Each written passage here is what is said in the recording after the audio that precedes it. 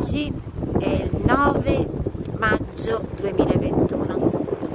La mia preghiera quest'oggi va alla Madre Maria, alla Madre Divina e a Madre Terra Gaia con il suo splendore e le sue meraviglie incantate,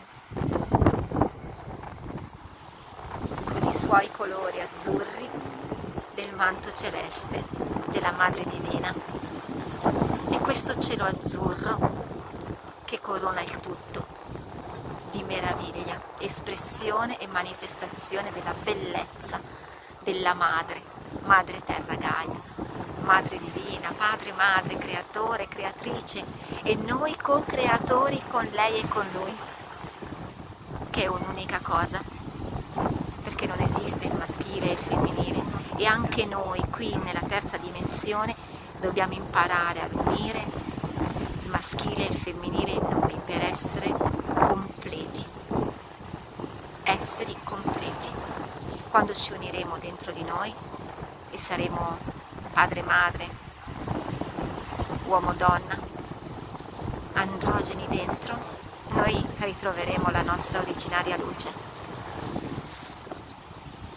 Ma oggi io vorrei fare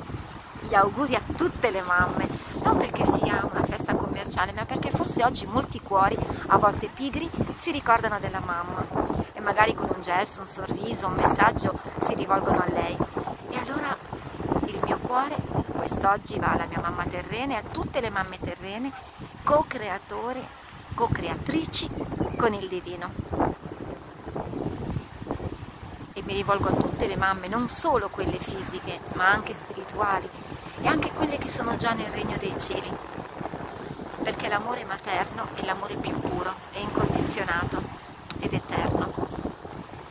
E allora il mio augurio, attraverso la Madre Maria Santissima, vada a tutte le mamme del mondo, dell'universo, delle galassie e dei multiuniversi,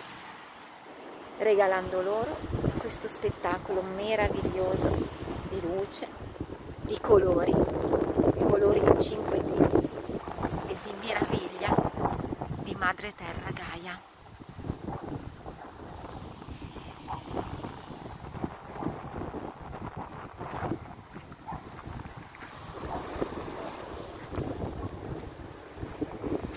Auguri celesti a tutte le mamme,